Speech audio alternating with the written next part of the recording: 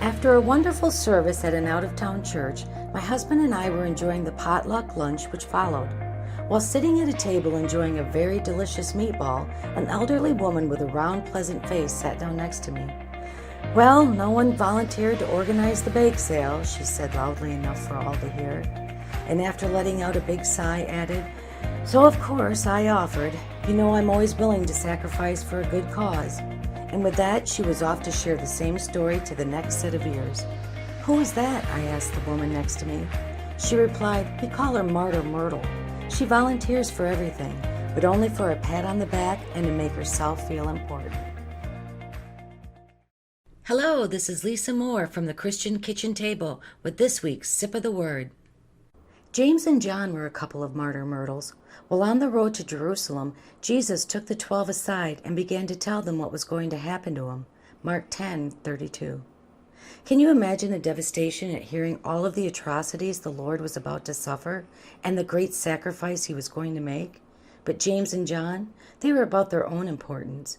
They approached Jesus asking, "Grant that we may sit one on your right and one on your left in your glory." But Jesus said to them, "You do not know what you are asking.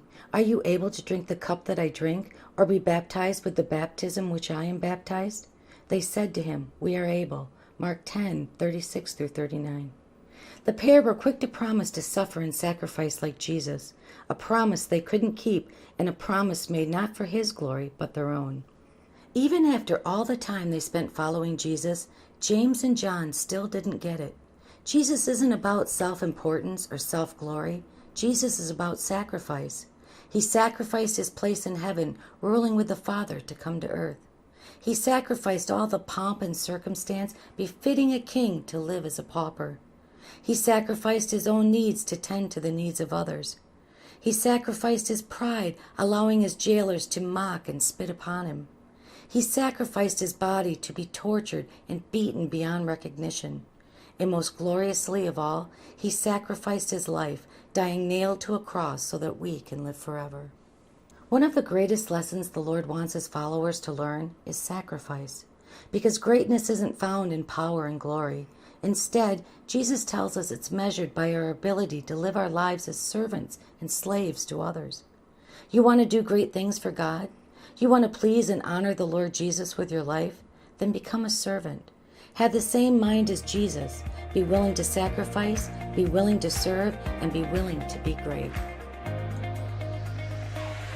This is Lisa Moore from the Christian Kitchen Table saying, "The grass may wither and the flower may fade, but the word of our God will stand forever."